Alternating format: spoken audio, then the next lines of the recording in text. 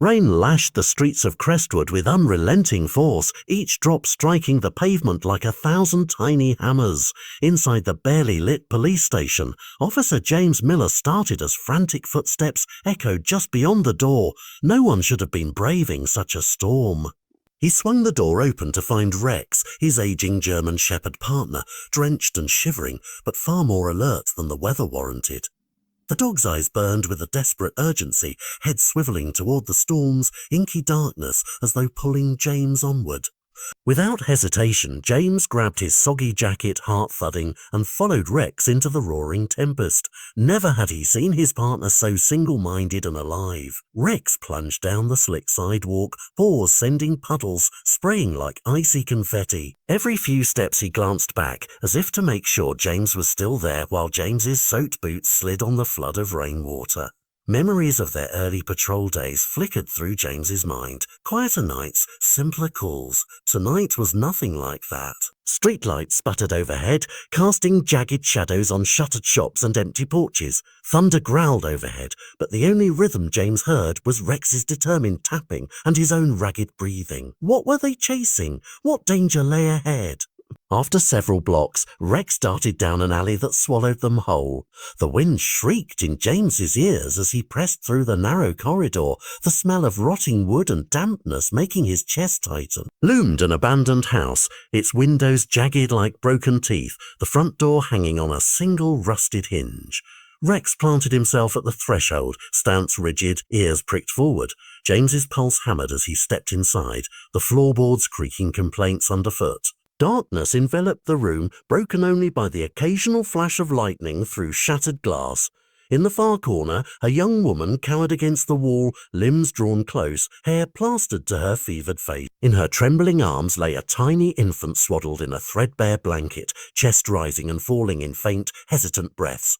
Rex crept forward, nose quivering, eyes darting between James and the fragile pair, as if begging James to act. James swallowed past the lump in his throat and stepped nearer, every instinct screaming they needed help, and fast. He crouched slowly, voice soft against the storm's roar. "Are you all right?" The woman's eyes fluttered open, glassy and distant.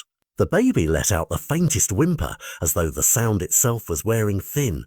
James reached out, fingers trembling as he searched for a pulse, almost gone. His breath caught. This child, this mother, were teetering on the edge of life. Behind him, Rex nudged the woman's arm. Gentle but insistent, time was slipping through their fingers. James slipped his arms under the woman's body and the infant's bundle, marveling at their weight, so light, so fragile against his chest. "Hang on," he whispered, turning back toward the door. Rex was already there, poised like a sentry, ready to guide them through the shadowed maze.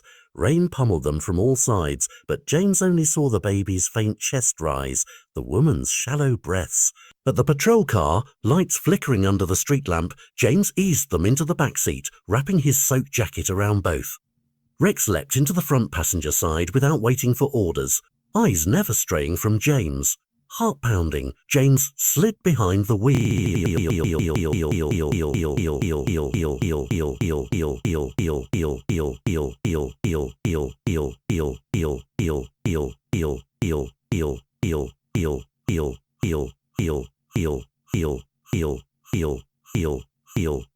Tires hissed on the wet asphalt as he tore away, windshield wipers battling the downpour. Every red light stretched seconds into lifetimes, each moment a gamble with fate. Through the windshield's blur, the hospital's neon sign finally shimmered into view, a beacon in the storm. James skidded to a halt at the emergency entrance, threw open the door, and scooped the pair from the car. "She's burning up. The baby's barely breathing," he shouted, voice raw. Nurses swarmed, whisking mother and child inside as James and Rex stood drenched and breathless in the rain's sudden hush. Peering through the air glass doors, James watched a blur of urgent motion. Doctors barking orders, nurses attaching tubes, monitors echoing frantic beeps. The lead doctor's face was carved with concern as he barked diagnoses: severe dehydration, malnutrition, critical condition. James's hands curled into fists, his knuckles white against soaked fabric. Rex pressed close, head against James's leg, body tense with worry, ears twitching at every electronic chirp. Hours passed. The storm outside continued its onslaught, but inside that room time itself seemed to slow. Then, almost imperceptibly, the frenetic energy shifted to cautious relief. The lead nurse emerged, exhaustion etched in her gentle smile. "They've got a fighting chance now," she said quietly. James closed his eyes, the tension in his chest easing for the first time. But he didn't move, didn't dare leave their side until he saw proof. A soft knock, and James was invited in. Rex padded beside him onto the cool tiles. The viewman's eyelids fluttered open, confusion and fear still in her gaze. "You're at Crestwood Hospital," James murmured, pulling a chair close. "I'm James Miller. This is Rex." The German shepherd rested his head on the bed's edge, eyes locked on a pair he had saved. The woman's breath caught as she looked between them, then drifted toward her baby in the crib, tubes and wires everywhere, but breathing. Tears pricked her eyes. In halting whispers, she told him her name. Anna. Once she'd had a home, a husband, dreams for their little family, until an aggressive illness stole everything. The house, their savings, her hope. Months of scraping by until desperation drove her and her son into that abandoned shell. As Anna spoke, Rex nudged her hand, soft encouragement from the dog who would not abandon them. James listened, heart aching at each revelation of loss and endurance. Day by day, James returned. Sometimes he brought fresh clothes, sometimes a warm meal. Rex claimed his post outside Anna's door, head cocked in patient vigil. Nurses would pause to pat his damp fur, but his gaze never wandered from the threshold.